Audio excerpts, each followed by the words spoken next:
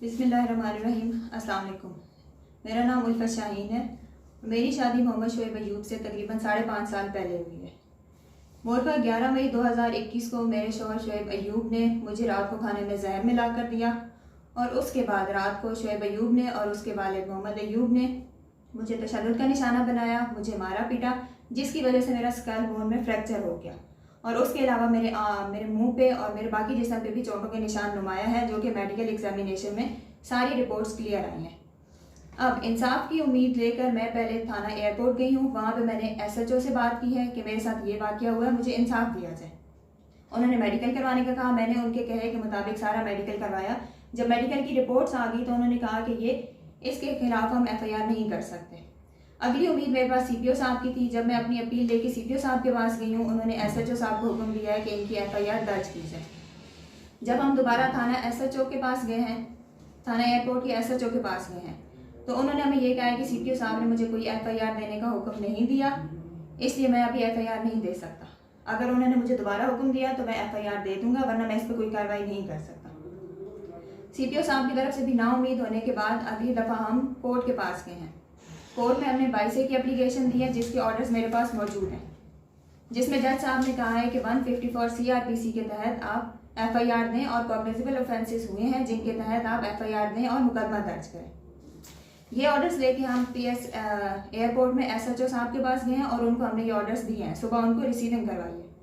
उन्होंने ये कहा है कि आप शाम को 8 बजे आ जाएं, आपकी FIR दर्ज हो जाएगी और आपका मसला हल हो जाएगा।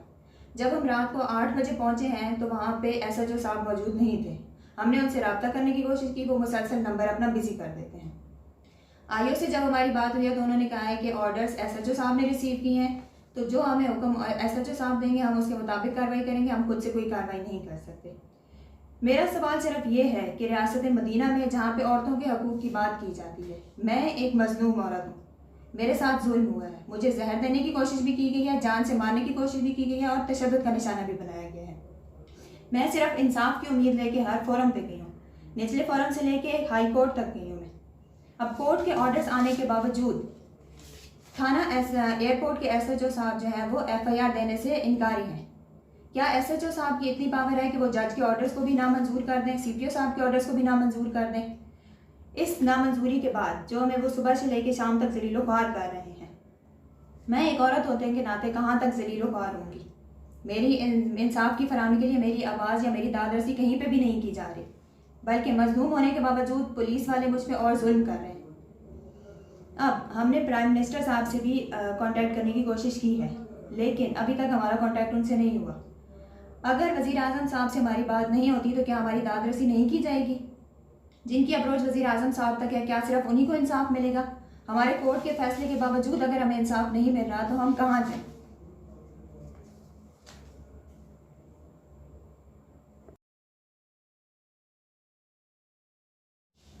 आखिर में मैं वज़ीर आज़म इमरान खान साहब से, चीफ जस्टिस ऑफ पाकिस्तान से, वज़ीर आला पंजाब से और स्पेशली IG पंजाब से और CPO रावलपिंडी साहब से ये अपील करना चाहती हूँ कि मेरी FIR को जज के ऑर्डर के तहत, इंसाफ के तहत बाय लॉ उसको रजिस्टर किया जाए और मुल्ज़िमान को कैफ़रे किरदार तक पहुँचाया जाए, क्योंकि मुझे अभी भी शोएब अयूब से और उसके वालिद मोहम्मद अयूब से जानो माल का ख़तरा है।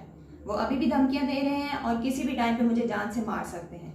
अगर मुझे इंसाफ ना मिला या मुझे किसी भी किस्म का नुकसान हुआ तो उसकी जिम्मेदार सिर्फ और सिर्फ पंजाब पुलिस होगी। या नबी